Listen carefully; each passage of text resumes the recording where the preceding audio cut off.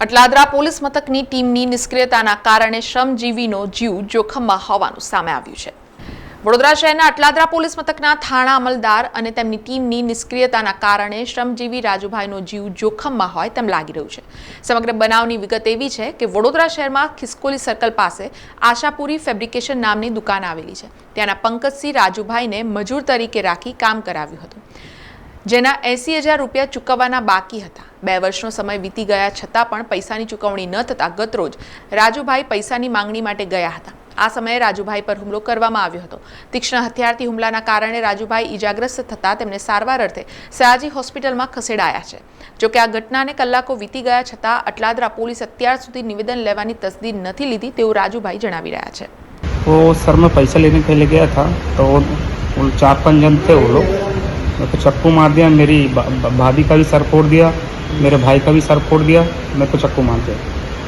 किसने मारा? पंकज सिंह। क्या करने मारा? पैसा लेने गया था सर को। हाँ। मेरा बाकी था 80,000 रुपये लेना था, मेरा बाकी था। और मेरे को नहीं दे रहा था, 2 साल हो गया था। मतलब कल गया, मैं बोला भाई मेरा पैसा देते, हम मेरे को भी मारा, मेरे भाई को भी मारा और मेरी भाभी को भी मारा। कौन सी जगह पे?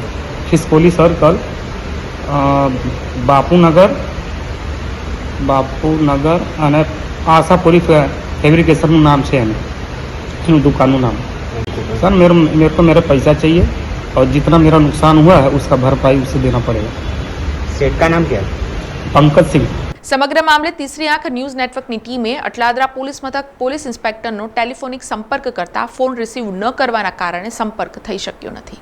સમાચારોના સતત અપડેટ માટે TNN ન્યૂઝને YouTube પર સબસ્ક્રાઇબ કરી બેલ આઇકોન પ્રેસ કરો અને અમારી સાથે જોડાયેલા રહો Facebook, Instagram અને Twitter ઉપર।